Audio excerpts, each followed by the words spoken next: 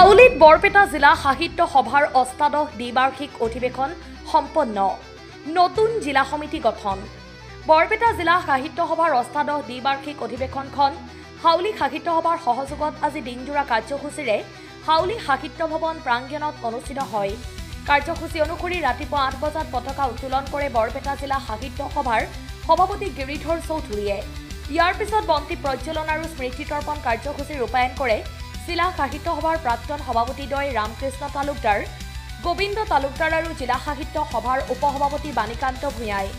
ৰাতিপুৱা 8:30 বজাত গছপুলি ৰোপণ কৰে হাউলি সাহিত্য সভাৰ সভাপতি নিপেন্দ্ৰ পূজাৰীয়ে। ৰাতিপুৱা 9 বজাত বিষয় বাছনি সভা অনুষ্ঠিত হয়। উক্ত সভাত আগন্তুক বৰ্ষটোৰ কাৰণে গিৰিধৰ চৌধুৰীক সভাপতি, বাণীকান্ত ভূঞাক উপসভাপতি, প্ৰদীপ দাসক সাধাৰণ সম্পাদক, ৰতন চৌধুৰীক কোষাধ্যক্ষ, নুৰ হুছেইনক পত্ৰিকা সম্পাদক আৰু বিনোদ ৰয়ক সাংগঠনিক সম্পাদক হিচাপে লৈ মুঠ 29 জনীয়া সদস্যৰে বৰপেটা জিলা সাহিত্য সভাৰ নতুন কাৰ্যনিৰ্বাহক সমিতি গঠন কৰে। উক্ত সভাত কেইবাখনো গ্ৰন্থ আনুষ্ঠানিকভাৱে উন্মোচন কৰা হয়। বৰপেটা ৰোডৰ পৰা আলম চৰোৱাৰৰ সহযোগত হাউলিৰ পৰা দিদাৰ হুছেইনৰ ৰিপৰ্ট, পি সংবাদ।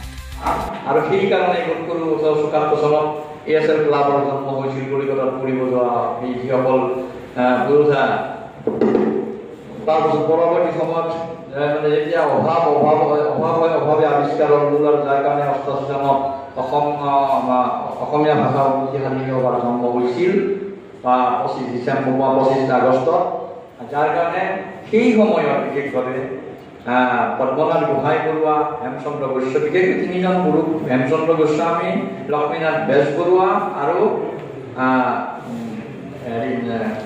চন্দ্ৰপ্ৰসাদ আগৰৱালা, এই ত্ৰিমূৰ্তিৰ ফলতে জন্ম হৈছিল জোনাকী। আৰু জোনাকীয়ে অসমীয়া সাহিত্যৰে আধুনিক যুগটো আৰম্ভণি কৰিলে। তাৰ আগতে আধুনিক যুগ আৰম্ভ হৈছিল, কিন্তু চেগা চৰকা কৰিছিল। এই যে সাহিত্যৰ ভেটিটো গঢ়িলে জোনাকীয়ে এটা নতুন প্ৰবাহ আনিলে অসমীয়া ভাষাৰ ক্ষেত্ৰত, অসমীয়া সাহিত্যৰ ক্ষেত্ৰত। কাৰণ তেওঁলোকে উপলব্ধি হৈছিল যে আজি অসমীয়া ভাষাটো আজি কিমান পুৰণি। আমি ধন্যবাদ জনাব লাগিব বিজেপি চৰকাৰক যে তেখেতসকলে আমাৰ ভাষাৰ ক্লাছিকেল ভাষা হিচাপে ঘোষণা কৰিছে। আৰু হয়, ক্লাছিকেল ভাষাই ৫ম শতিকাৰ পৰাই অসমীয়া ভাষাৰ এটা ইতিহাস আছে। আৰু সেই ৫ম শতিকাৰ বোধকৰো অসমৰ ভাৰতবৰ্ষৰ যিখিনি নব্য ভাৰতীয় আৰ্য ভাষা, ভাষাৰ যিখিনি বোধকৰো বহুত উন্নত ভাষা থাকিলেও অসমীয়া ভাষাৰ দৰে ইমান পুৰণি ভাষা এটাও নাই। ৫ম শতিকাতে প্ৰমাণ হৈছিল অসমীয়া ভাষা এটা সুকীয়া ভাষা। ৭ম শতিকাৰ 643 খ্ৰীষ্টাব্দত যেতিয়া হিউৱেন চাঙে লিখিছিল তেওঁ ভ্ৰমণ কাহিনী, ভ্ৰমণটো বা তেতিয়াও আছে ৰণন্দকা। আপুনি গুগল মাৰিলে চাব পাৰে যে মধ্য ভাৰতৰ ভাষাতকৈ অসমৰ ভাষা কিছু বেলেগ।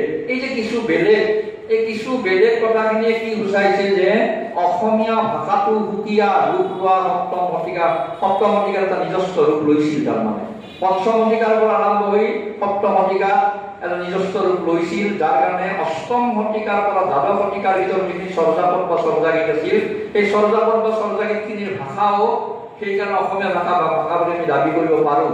তাৰ গ্ৰামাটিকেল যিবিলাক বিশেষত্ব, কোনো বঙালী ভাষাৰ লগত নিমিলে, উড়িয়া ভাষাৰ লগত নিমিলে, অসমীয়া ভাষাৰ লগত। আজি আধুনিক ভাষাৰ যিখিনি গ্ৰামাটিকেল বিশেষত্ব, ব্যাকৰণিক বিশেষত্বখিনি কিন্তু সম্পূৰ্ণ চৰ্যাপদৰ লগত মিলে। আৰু ইণ্টাৰেষ্টিংলি মই সাংস্কৃতিকভাৱে যেতিয়া অধ্যয়ন কৰি দেখিছোঁ